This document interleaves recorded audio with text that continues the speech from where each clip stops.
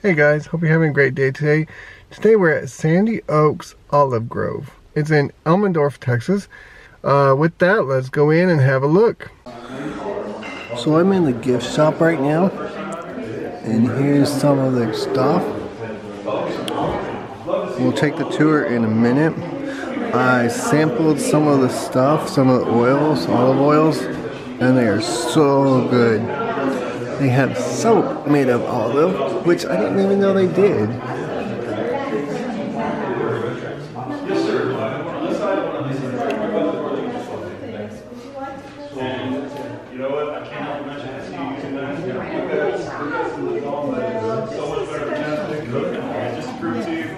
So this fig oil is so good. I don't like figs, but that is so good. So much more soothing than just a regular chapstick.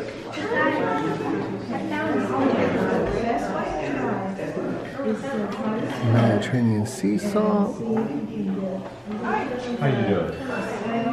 Here's a pack of 5. That's everything I tried. The blueberry, the raspberry, the rosemary, the fig, the raspberry, and the basil. And oh my gosh, they're all so good.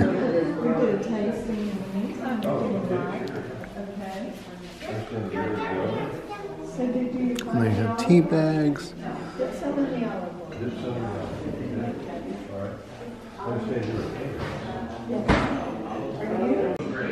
So I might be a little backlit here, but I'm going to try some of their tea. What they do is they take the olive leaves and they brew it for tea. So I'm going to try it.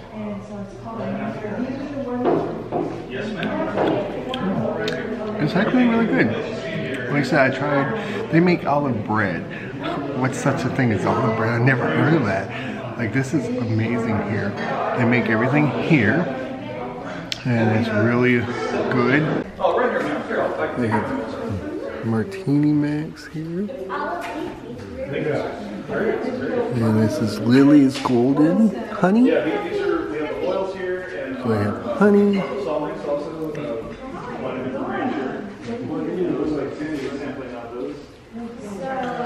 Olive leaf jelly.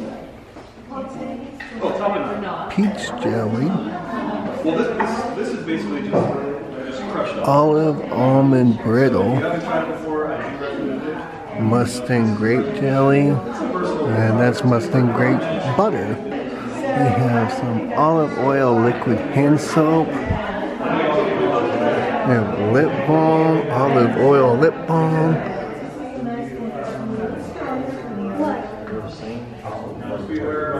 Okay, so I find this really cool. They actually have bug repellent that is olive oil. It's all natural, and that's what they said about the oils, is that it's all healthy for you. It's really good information to know. So here's samples of the hand cream. That's olive leaf hand cream, olive butter lotion sample. Sandy Winokur, I'm the owner of Sandy Oaks, and the gophers turn the soil up today so you can see what we're growing in. And I've often said that I'd probably make more money supplying beaches with sand than I'm making doing this, but it wouldn't be nearly as much fun. So the reason this whole area is called Sandy Oaks is because we do have deep areas of sand. Under all this sand is a clay but way down is a clay that you can make terracotta pots out of. And then we have these really big oak trees. And the way you can tell the age of our oaks is if you measure the diameter, each foot is 100 years. So you can see that our oaks are pretty old. And when I bought the place, it was totally unimproved, but I had just visited Egypt and saw that they were growing olive trees in sand, so I figured I could grow olive trees in sand. And I fell in love with the big oak trees because I thought, if the oak trees have thrived in this really sorry soil, then the olive trees should do just fine. So that was sort of my motive for buying the place. And I love the proximity to San Antonio, and the people out here are just great, so I've never been sorry that I bought it. How long ago was this? This was in '97, in December, and then I planted the first trees in '98. And I tried to get my first trees from Egypt because I figured that those would be good varieties to grow here. And so I brought them into, they sent them through Heathrow, and they ended up on the pier at Heathrow unwatered for 10 days.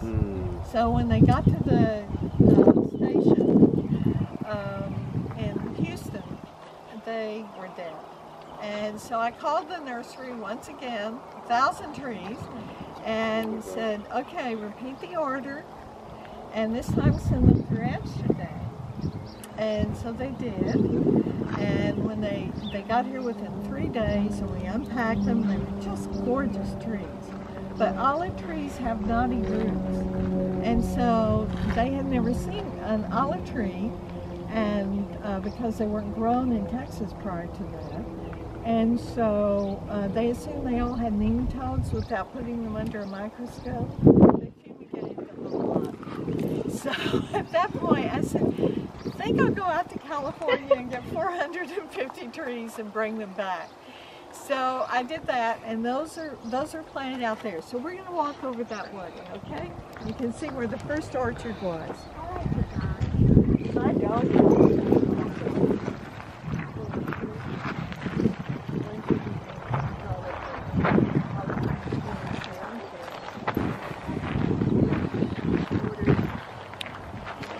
So here's the sand that she's talking about.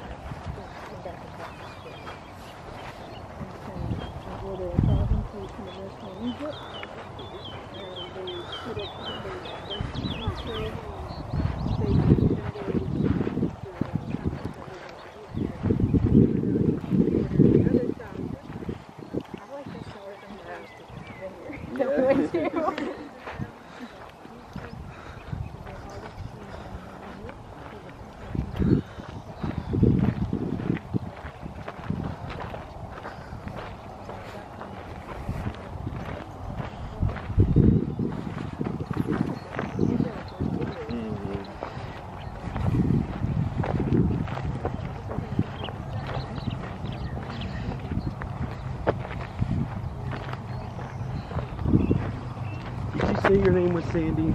Yes. Okay, I just wanted to double check. So, not Sandy Winning. Okay. Not Sandy Oaks. Gotcha. Yes. I was going to ask you. What was I even going to ask you? Sorry, I've only had one copy of it. Okay. I know it'll come back. That's a good excuse. While you're thinking about it, Yes. I'm going to continue, okay? So, let's wait till everyone thinks.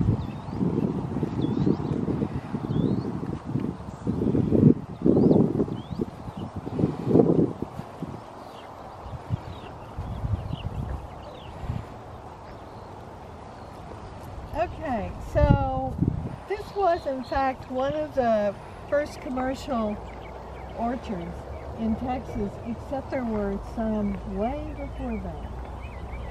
And so I brought you to this tree because it's called Mission. And the reason it's called Mission is that this variety was brought over by the friars from Spain. And they recently uncovered all the manifests from what they brought. And they brought seeds of the cornucopia tree, and they planted them at all of the missions. And so they planted them at the Alamo, for example. And so as long as the friars took care of everything, we had olives in Texas. But our missions turned into presidios. And so the presidios, of course, were full of soldiers, and they were busy fighting Indians. So we lost our industry.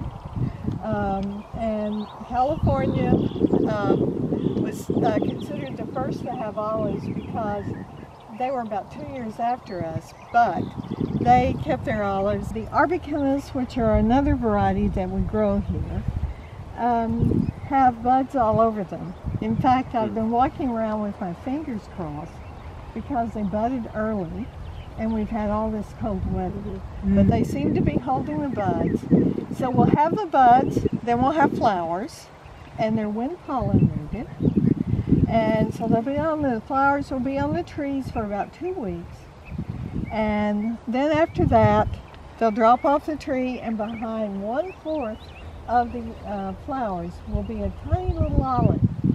And it will be about the size of a dressmaker's pen, the little ball on top of it. And this stays on the tree for 6 months. And so we're picking in August and September, the hottest time of the year.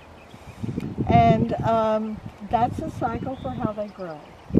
What's the watering, if you don't mind me asking? Not a bit. I know like oak trees don't need as much water as some of like the kind of, not pine, but like juniper and stuff. They kind of just like suck up all the water in the area. Where do they kind of land as far as in our intake? sand, they require more water than they would in a soil that holds water. So we do water in dry times about 48 gallons per tree per week. Okay. And that seems to be a pretty good way to water. That's only when we haven't had rain. Yeah. So these are full of buds, and it looks like a pretty flower. And of course, that's our steak flower, bluebonnet. I'll wait till everybody gets up. I want to show you one other tree that also has buds on it, cornecki, which is a Greek peppery.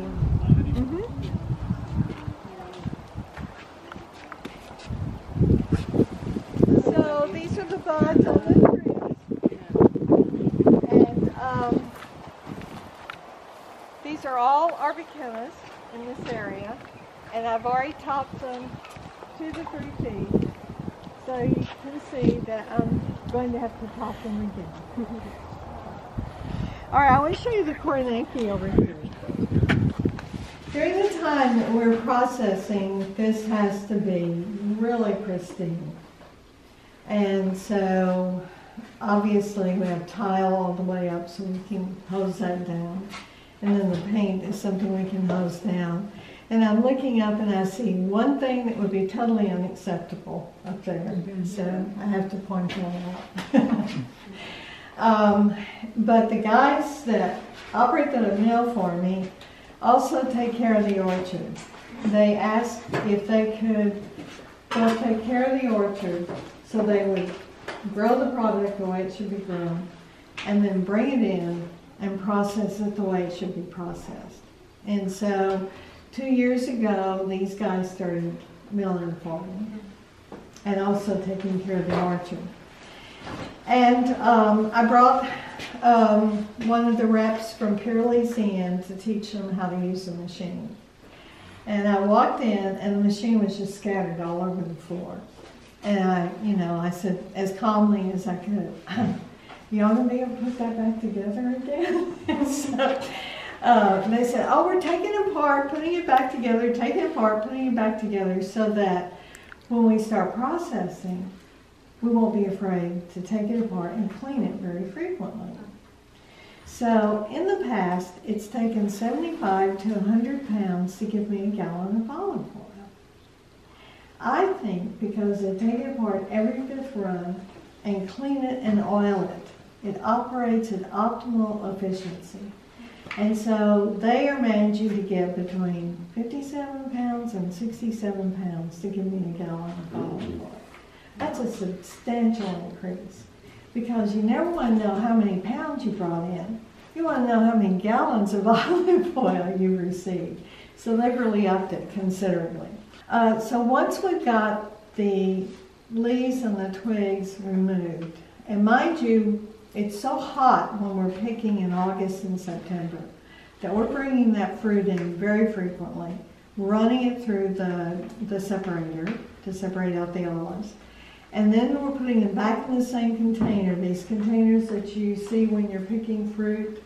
And so we bring them in and we stack them on that grill right there. And we hose them down and measure until it gets 70 degrees. And then we can start processing the olives. They're brought to the back over here. And when it's filled to the top back there, we know we have 500 pounds, which is what we need to turn the machine off. We don't just rely on that though. We measure all the number of pounds at this end that we're going to process and the number of gallons that come out at the end. So they come up this elevator into this funnel, which funnels them into a very powerful grinder. And the grinder just takes the whole olive, seeds and all, and grinds it into a paste. And the paste is pushed here, and there are paddles in here that turn and turn that paste for about 40 to 45 minutes. Then once we see oil form on top, we've got a hose that hooks this to this, and we move that over to this centrifuge. And the centrifuge spins at such a high rate of speed that the oil and the water molecules come together, and they're stored temporarily in this area right here. The paste comes out, we have a hose and we have garbage cans that we collect the paste in. So here's the criteria for extra virgin olive oil. Two of them, there are three. The first is that you cold press. And cold press means that you have to fall within 80 to 84 degrees while you process it. So we're measuring constantly to make sure that we have met that criteria. The second criteria is that you use the paste only once. And so that's called first press. And so what we do with the paste is we take it and put it on screens behind the barn, dry it out, add molasses to it, and bag it, and use it for cattle food. And it's a remarkable cattle food because the scientists have found that it turns the bad fat into good fat. So, so we've met two of the criteria. The next step is to take the oil and water combined and bring it over here and separate it. And this contains about 72 of these, piled one on top of the other. And it's not so we pile it always the same way, put it back the same. And the water comes out the lower spigot. In the past, when we were just processing a few olives to make oil, we would always collect the water and water the compound. We have so much now that what I'll have to do is hook up some sort of container to hold the water outside, and then we'll use it for watering the compound because it's full of nutrients. The oil comes out ready to bottle from the top spigot. And in fact, if you were here when we were doing that, you would see all of us holding a spoon to taste that first bit of oil. We collect it into the 1 gallon container so that we can determine how many pounds of olives it took to make a gallon of olive oil. And, but the next step is that we have a laboratory set up that allows us to judge the acidity level. And that's the third criteria. So in the past, internationally, the acidity level has been 0.8% or less. California is more stringent. There, it's 0.5% or less. We have consistently, for the last 2 years, come in between 0.2 and 0.3%. So we're really proud of the quality of olive oil that we've managed to produce here. Once we've done all of the runs for the season, we began to put everything that tests out as extra virgin into big barrels, not like this, but this one, of course, is all roasted out, so it's not used for that purpose. And then we have to have a consistent blend. So we've discovered that we can use carboys. Do y'all know what that is? They're big glass containers. They're used in the wine and beer industry. And so each of the barrels has its own carboy and we suck it, siphon it out, put it into the carboy. Then we take the carboys and put those into another barrel, which is our oleo nuovo, or another carboy, which is our oleo nuovo. So it's a blend of everything, because as the season goes, we've got more black on the trees than we have red and rosy. So in the end, we have a consistent product by blending that way. Any questions? We make our skincare products in here. We take oil, extra virgin olive oil, separate it out from what we're going to bottle for consumption, and add the leaves to it, because the leaves have twice the antioxidants of green tea and 400% more vitamin C than many sources of vitamin C.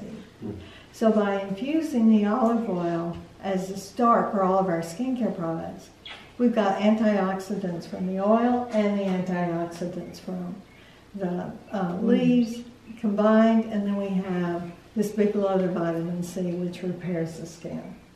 So we do it small batches. We do not send anything out to be done, because we want to be sure the quality is there. And we would rather small batch and have small amount on the shelf, and then we'll do about 2 weeks worth, and then we'll make more batches. And that ensures that we always have good quality on the shelf. You get a good product. So down at the bottom, down the last room, down there is where we do the tea, and I'd love to show you how we do that, if you'd like to see it.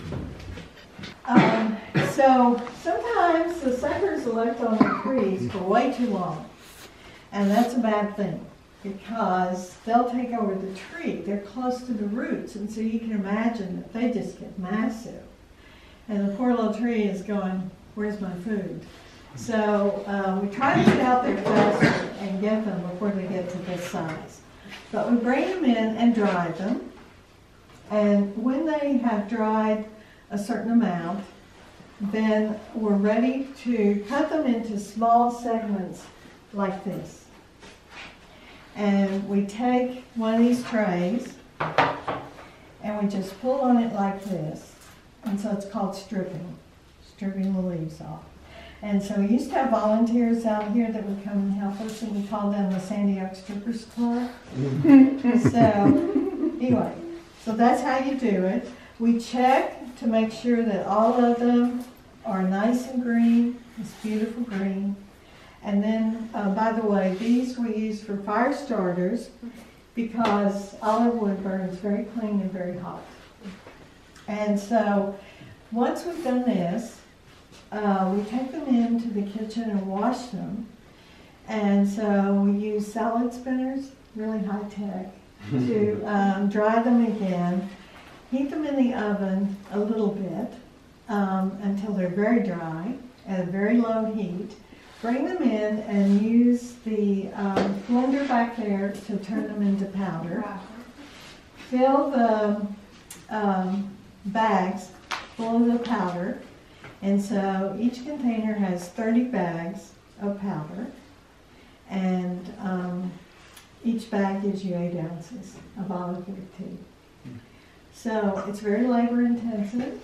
The tea's a little expensive, but you can understand why. I bet we're making about that much money. But we love sharing it with everyone. How do you originally get in the field? Here's the leaves. Look at them. Look at all this tub full of leaves. And so I mistakenly thought that ranching and farming was going to be about this. So that was my day at Sandy Oaks Olive Orchard. Yes, I did buy some olive oil. It was really good. If I can scroll down here. This is their welcome sign. With that, I hope you have a magical day.